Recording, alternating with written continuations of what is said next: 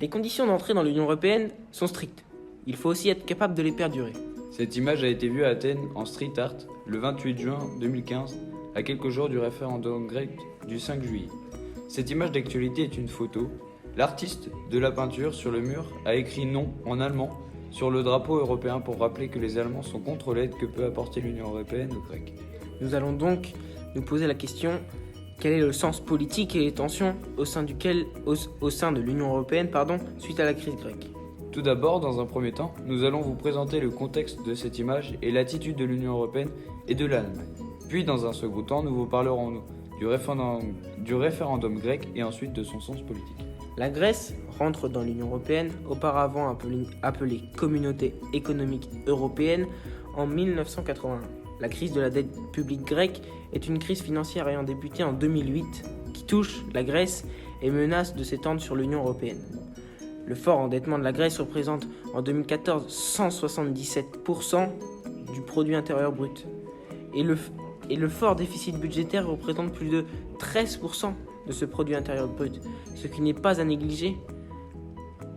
Chronologiquement, on observe 3 pics de tensions grecques qui impliquent l'Union européenne. Le premier a lieu en 2010. L'Irlande, le Portugal et l'Espagne sont comme la Grèce en difficulté financière. Étant donné que ces 4 pays font partie de l'Union européenne, la zone euro et la FMI, qui on l'appelle Fonds monétaire international, décident d'aider les pays financièrement sous conditions. La Grèce est un peu soulagée. Le deuxième pic de tension a lieu en mai 2011. La Grèce se voit dans le besoin de refaire appel à l'aide de l'Union européenne et du FMI. Les pays de la zone euro ne sont pas contre cette aide. La France est d'accord par exemple, mais l'Allemagne refuse totalement que l'Union européenne prête de l'argent aux Grecs et souhaite que la première aide financière de 2010 soit remboursée auprès des banques et des financiers. C'est le début de la tension entre Grecs et Allemands. De plus, la Grèce subit des pressions de rue. D'après l'ONU, les emplois seront menacés. Et enfin, le troisième pic de tension a lieu en 2015 suite à l'arrivée au pouvoir de Syriza avec le programme hostile avec des réformes suggérées par l'Union européenne. C'est le Grexit qui est envisagé. La sortie de la Grèce dans l'UE, suite aux tensions entre la Grèce et les pays de la zone euro, comme l'Allemagne, on peut dire que l'Union européenne en général était prête à aider ces Grecs en fort problème financier.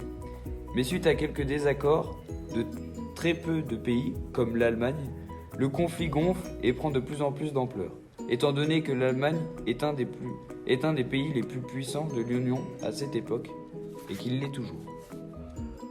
Suite à tous ces problèmes internationaux, la Grèce, ou plus précisément le gouvernement, applique un référendum le 5 juillet 2015.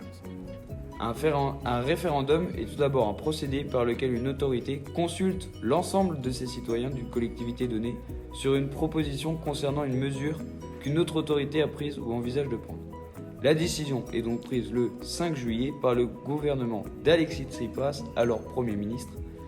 La question de ce référendum est donc: acceptez-vous le projet d'accord soumis par les grandes instances européennes lors de l'Eurogroupe du 5 juin 2015 est composé de 2 parties qui constituent leur proposition unifiée.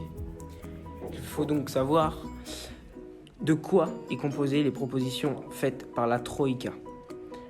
Il comprend donc une réforme fiscale et une simplification de la TVA, une réforme des retraites, la retraite à 67 ans, et cotisations sociales, de santé pour les retraites, un renforcement de la lutte contre la fraude fiscale et de la contrebande de carburant et bien d'autres propositions visant à améliorer le contexte économique de la Grèce. Suite à cela, les citoyens ont le choix entre 2 propositions, oui ou non. Ce vote compte 6 164 140 citoyens. Le non l'emporte à 61,31% contre 38,69% pour le oui seulement. Cela est une grande victoire pour Alexis Tsipras et son gouvernement. Pour lui, cela est un grand non à l'ultimatum des créanciers, mais un grand oui à l'Europe de la solidarité. Si l'on regarde la photo, on observe que le non est ce qui attire le plus l'attention, puisqu'il est dominant sur la photo. Cela veut dire que c'est un grand non de la part des Allemands à un nouveau prêt fait à la Grèce. Puisque l'Allemagne est le pays qui prête le plus de monnaie aux différents pays à travers toute l'Europe, on voit ainsi une étoile rouge parmi les 12 étoiles, normalement jaunes, sur le drapeau européen. Il faut savoir que les étoiles sont symboles d'unité, d'harmonie et bien sûr de solidarité entre les peuples d'Europe. Cela montre donc que l'Allemagne sent une division à travers les différents pays de l'Europe.